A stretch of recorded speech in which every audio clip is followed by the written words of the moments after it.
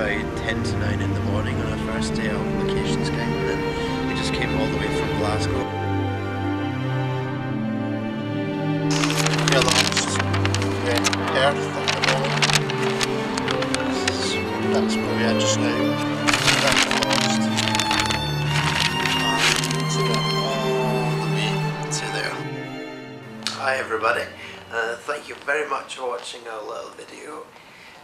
We've had a really busy month, and it was absolutely amazing. We did a lot of location scouting. We had a lot of meetings with the businesses who have agreed to support us, and the good news is that we have most of the locations that we were looking for.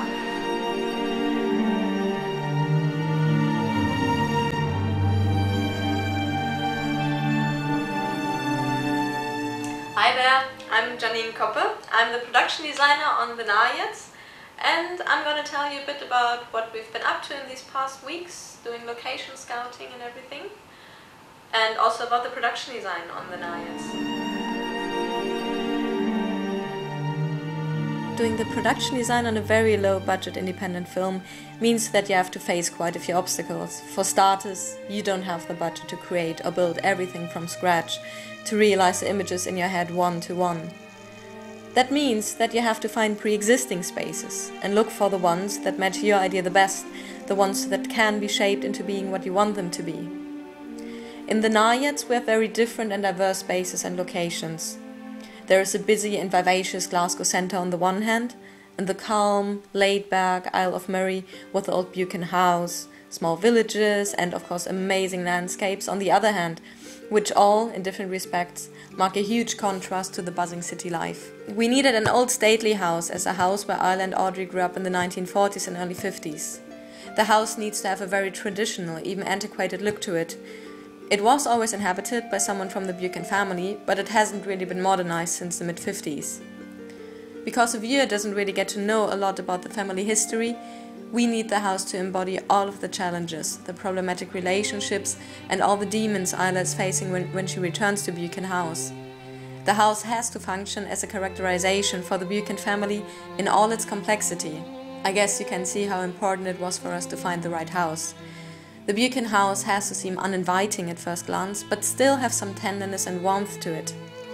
We had the idea that when Isla first arrives on the island, everything seems cold and distant to her, especially the house itself, its exterior and interior.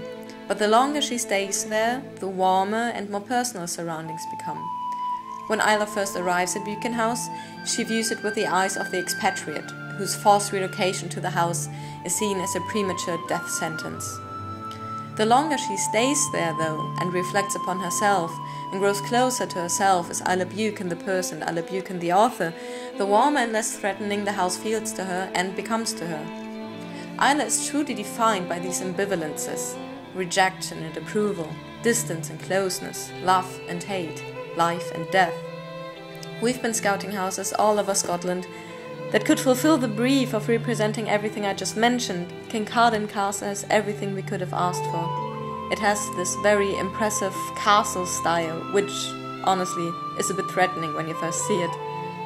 It is surrounded by beautiful and very diverse gardens and woodland.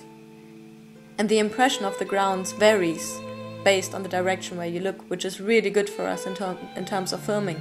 It's just when you first walk in and you see the rooms and the great hall, the dining room, the sitting room, there's this immediate atmosphere of elegance and tradition and grandeur, which can easily be made to seem cold and distant. After a while then, when you've spent a bit more time in the house, you start to feel very comfortable and very warm with the surroundings. And you notice, and that is very important, that it seemed distant and threatening in the beginning, only because you would charge it with your own prejudices and your own expectations, really. So it's premature judgments that cloud the objective perception of what's around you, which is exactly what happens to Isla. A very good example for this, I find, is the big kitchen on the ground floor, which is a very spacious and bright room. It has this wonderful glass roof, and there's a table at the other end of the room. You have a big counter in the middle, even an old stove.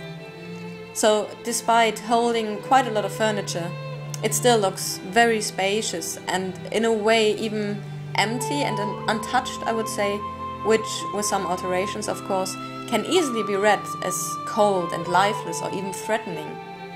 Large spaces often have this effect.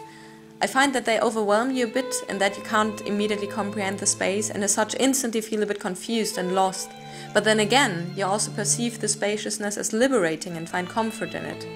Every room that you see has an ambiguity to it, and every room expresses Ida's ambivalence and her shift between distance and closeness, coldness and warmth, life and death, depending on how you look at it.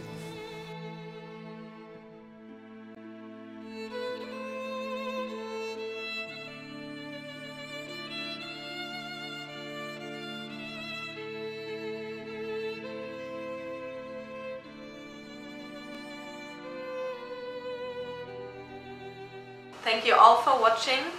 Look out for the next video in which we will show you the exterior locations on the Isle of Arran.